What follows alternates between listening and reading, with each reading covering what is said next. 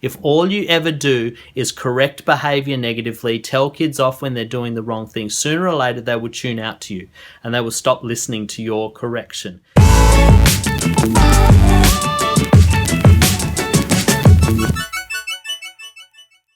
Welcome to the Karma Classrooms channel. I'm your host, Tarun Stevenson, where we are all about helping teachers establish and maintain positive behavior in the classroom. You can catch us on YouTube, Facebook, Instagram, or your favorite podcasting app. So make sure you subscribe and follow so that you don't miss any of our episodes. All right, here's the latest episode. Let's get into it.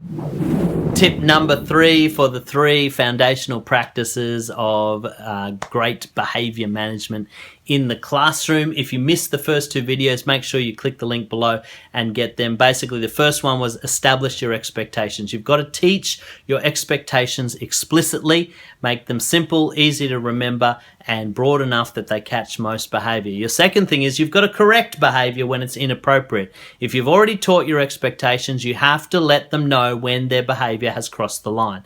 And there are ways that you can do this without being negative, without getting angry. You can actually correct behavior in a way that keeps the class calm and productive as well. So check out those 2 videos if you missed them. But this is the third pillar, and this ties very closely to correction, and that is use of positive acknowledgement or reinforcement.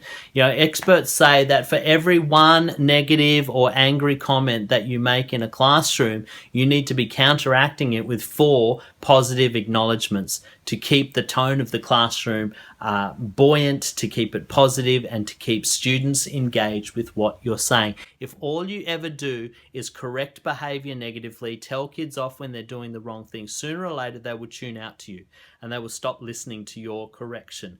But if you can counterbalance it with positive acknowledgement, positive reinforcement. Hey, well done for the people that are putting up their hand and not calling out. Hey, well done for the people that lined up and stood in a straight line ready to work. Hey, well done for the people that had their books open, ready to learn, and I didn't have to tell them twice. If you're constantly reinforcing correction with positive acknowledgement of the kids that do the right thing, you know it. Most of your kids do the right thing most days, and you spend most of your time correcting just a few kids in the class.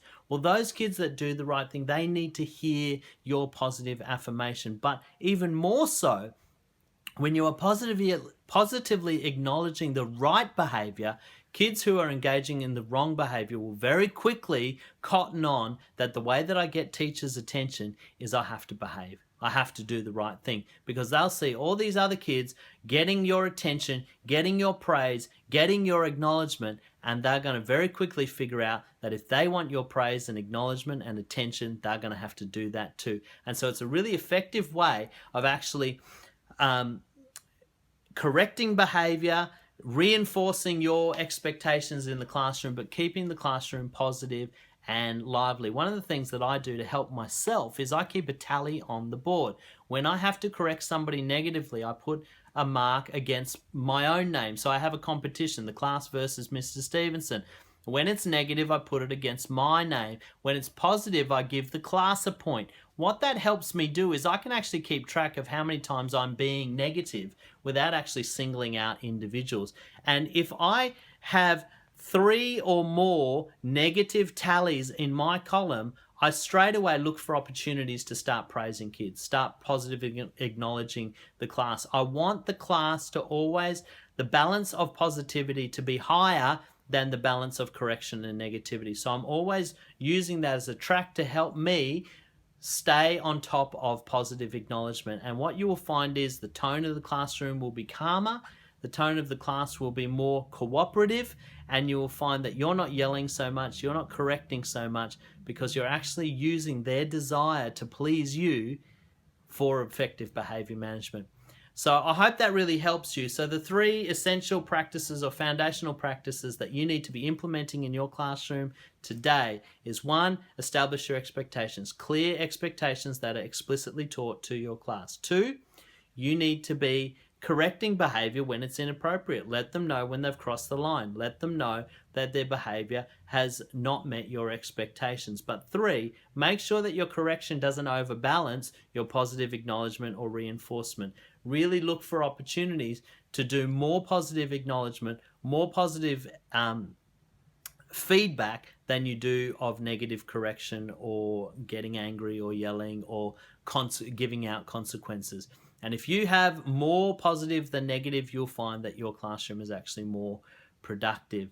Now, as I mentioned in the other two videos, I've got PDs coming to a region near you very soon. So please click on the link below and see when I'm going to be in your area. I would love to meet you in person. I'd love to spend a whole day unpacking this for you. We have a really interactive workshop where you can actually bring your scenarios, bring your problems to the workshop, and we talk through strategies of how you can actually fix those challenges in your own classroom. If you'd like more information about that, click the link below, and I look forward to meeting you in person. Thanks so much for tuning in. I hope you got a ton of value out of that. Don't forget to like, comment, and share with somebody who you think will benefit. We've got a range of online courses, workshops, and also bespoke training for schools and teachers. So if you'd like to find out more, click on the link karmaclassrooms.today and follow us on Facebook, Instagram, YouTube, and your favorite podcasting app. Until next time, I'm Tarun Stevenson for Karma Classrooms.